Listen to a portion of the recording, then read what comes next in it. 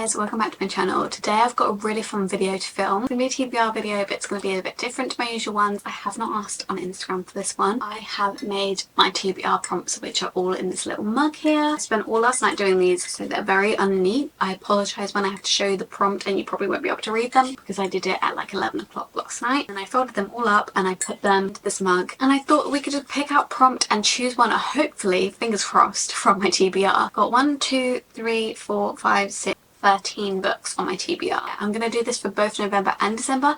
Usually I just do this monthly, but I'm going to do it for both November and December. I've got quite a few video ideas for December, obviously it being Christmas, so I'll do this for the next 2 months, and that also means that we can pick more prompt. I've got 9 books until I reach my Goodreads reading goal of 60. I'm currently on 51 books read. I feel like I can read more than 9 by the end of the year, so we'll go for 10 over 2 months. I'll definitely do that, and then that might just leave me with room to mood read 1 or 2. So let's pick one out of the pot. I'm actually kind of scared. I did try and kind of match some of these up with the books I have, but then also some of these aren't going to work with the books I have. From an author you already know. These are so unneat, I'm kind of embarrassed to show you. Stop focusing on me, maybe. Focus on it. There we go. From an author you already know. So from an author I've already read from. So for this one we can do Two Twisted Crowns, because I read One Back Window. I didn't think this out very well. This is why I need a TBR card. We could do Anxious People, as I've read Beartown. Spectacular. This is Stephanie Garber, and I've obviously already read the Caraval series. Marissa Broadbent, The Ashes and the Starcursed King, because I've obviously already read Seven and the Wings of Night.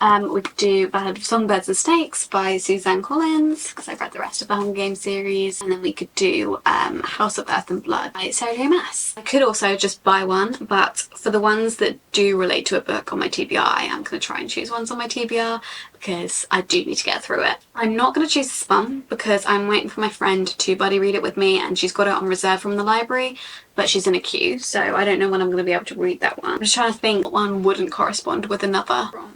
I'm going to go with The Ashes and the Starcursed King because I really do want to get to this in the next 2 months. I think out of any book on here except Spectacular, because that's Christmas. So maybe I should have chosen that one. No, I'm going to stick with it. I've said it now. I've read Seven and the Wings of Night a while ago now, and I don't want to completely forget about what happened in Seven and the Wings of Night before I read this one. First book on the TBR. Where am I making this pile? The desk in front of me is just cluttered with books. Put it back there. It's actually making me nervous. It's actually making my blood pressure go up. Ooh, set in a foreign country. I don't know why I'm showing you them all, like to prove that I'm not lying, but set in a foreign country. So I live in the UK. I'm assuming the Anxious People, because Frederick Backman is Swedish. I'm assuming it is set in Sweden, but they might have changed where it's set when they translated it to kind of appeal more. Two Twisted Crowns, Ballad of Songbirds and Snakes, Spectacular. It's not really set in a foreign country, it's set in its own world. Actually, I think Hunger Games is kind of set in America, but just America in the future. Six of Crows, I'm not sure where this is set. It's got a map, so it's probably its own thing. Wishing Game, Babel or Babel, however you pronounce it, is obviously set in London and Oxford, so that's not one. I've just got so many fantasies. I think all of these are set in their own world. The only one that's not a fantasy is Emma by Jane Austen, but she's not British. I think Jane Austen was British, so I'm assuming this is set in England. Let me look up where is Anxious People set. It takes place in a small Swedish town that is never identified. That's what Google says. If it's wrong, then it's wrong. But I am going to go with Anxious People by Frederick Backman for this prompt, because I've spent like 10 minutes on it. Part of a series. It doesn't say a series that I've already read, so it can be part of a series I haven't started yet. I'm going to go with Spectacular before it ends up that we can't put this on our TBR, and then I have to read a Christmas book like next year or something. This one is part of the Caraval series, and so I think that this one would be a good option. Okay, next one. That was a good quick one, quick fire. A young adult book. Just proving that I'm not cheating, guys. So young adult, we have obviously Cruel Prince, we have Six of Crows, we have The Hunger Games. When I bought Emma, it was in the YA section, but I think you can more define that as a classic. We'll choose between one of these 3. The Cruel Prince, Six of Crows, or The Ballad of Songbirds and Snakes. So like The Hunger Games I can just read anytime, and also this is the last Hunger Games book I have until next year when Flame Witches 1 comes out. Maybe I won't do the Hunger Games. Cruel Prince or Six of Crows? I'm very interested in both of them. I feel like Six of Crows can give more winter and the Cruel Prince maybe gives more autumn. I'm gonna go with The Cruel Prince. Next prompt. Recommended by a friend. I only have one friend that reads, and she did recommend me to read Emily Wilde's Encyclopedia of Fairies, but she wasn't like speaking like amazingly highly of this one. She wasn't like, oh my god, you need to read this. I think I'd already bought it before she recommended it, and I just haven't read it yet. But she did say it is best to read in autumn, so I guess that's kind of her recommending it.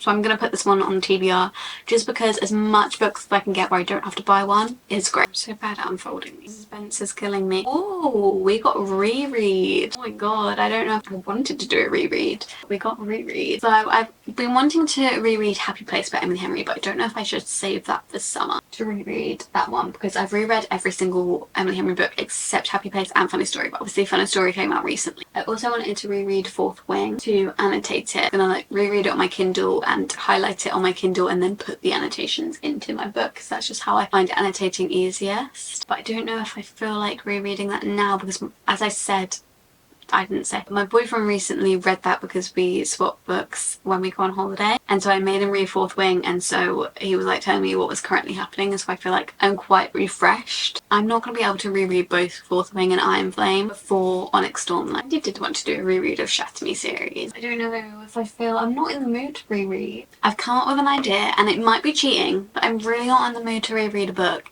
And there is one thing on my TBR that I've been really needing to do since the start of the year, and I have not done that. That is finish reading the last book in the Lord of the Rings. I got like halfway, so it will be a reread of like half the book, but then I stopped. And I need to continue it and I need to finish it because it's been on my currently reading on Goodreads for like 2 years, and I've never finished it. My one reading goal this year, apart from obviously reading 60 books, was to finish the Lord of the Rings. We will read the last Lord of the Rings book. This is our 7th book. With a magical element. See, the Hunger Games isn't really any magical elements, it's more like technological advancements. Obviously, Fear the Flames will have one because it has dragons. Six of Crows, I'm assuming, definitely has one. I don't know. Wishing Game, I think it was in fantasy, but I'm not sure. And then Two Twisted Crowns. The Wishing Game was in fantasy, so I'm assuming it is. Magical ode to storytelling. I don't know if those things actually mean that there is actually magic in it. Ah, her husband's an author too. I don't know for sure, so I'm not going to put that one in. And then we have Two Twisted Crowns. I'm going to go with Two Twisted Crowns. I want to read this before I forget what happened in one that window. They are 8-1. Dual POV. Does dual POV still count if there's 6 point of views? Dual means 2, doesn't it? Should put multiple POVs. Wishing Game, that's just 1. Oh no, we might have to buy one. I think this one's just 1. Let's find one that's dual point of view. God, how do I even know without having the book? Let's go on TikTok. Dual POV books. I found one, guys. So I think it's called Crimson Moth, but it's also called Heartless Hunter. So I think in the UK it's called Crimson Moth, but I'm not sure. So I'm going to add that one to the TBR because that one is dual POV and I've been really meaning to read it. I finally found one that literally took like 10 minutes to find. So now we've got 1, 2, 3, 4, 5, 6 and then plus 2. So we've got 2 more to do. Oh, a 5-star prediction. I don't know if I have many 5-star predictions left. I don't know. I feel like I'm not very good at knowing whether something is going to be a 5-star. I think the one I would have chosen was Anxious People, but I've already chosen that. I could say Babel or Babel. I need to look up how to pronounce it. But I could say this one because it is Book of the Year, but then I don't know if it's really my genre actually. 5-star prediction, The Nightingale. What did I just say? The Nightingale. Oh my god, my memory is so bad. Yeah, The Nightingale by Kristen Hanna. I predict that that's going to be a 5-star and I have been really wanting to read that, so I'm going to put that one on the TBR. Oh, shortest book on your TBR. Now, the shortest book on my TBR was Spectacular, but that has been chosen already. I think we just choose the next shortest one, surely? But as I can very clearly see in front of me, the shortest one is The Wishing Game. 294 pages, I think. Oh no, that's a different. I think it's about 276, so it's a very quick book, and I probably would read it anyway in the next few months just for a quick read, so we'll definitely put this one on the TBR. So that is done. I still have quite a few prompts, so I will definitely be filming another one of these videos. Just quickly go through the ones that I haven't got here in front of me before I forget them. So I added Crimson Moth, Nightingale, what was the other one? The last Lord of the Rings book, The Wishing Game, Two Twisted Crowns, Emily Wilde's Encyclopedia of Fairies, The Cruel Prince, Spectacular, Anxious People, The Ashes and The Star-Cursed King. So for the next 2 months, that's the TBR that I'm going to be focusing on. I need to write them down in my notes so that I don't forget. Look out for my reviews on those books. Hopefully I get to all of them. You know what I probably should have done? I probably should have chosen a Christmas romance. But it's fine, that can be one of our extras. That is the end of this video. If you did enjoy it, please give it a thumbs up. Please comment down below if you've read any of these books, what you're planning to read for the next couple months. If you enjoy this new kind of system for a TBR, I might still go back to doing my Instagram story TBRs sometimes as well. But I just thought this would be a nice change because I've done quite a lot of Instagram story TBRs now. Subscribe down below and turn the notification bell on so you're updated every time that I upload, and follow my social medias at _libraryofeden on both TikTok and Instagram, and I will see you in my next video very, very soon. Bye!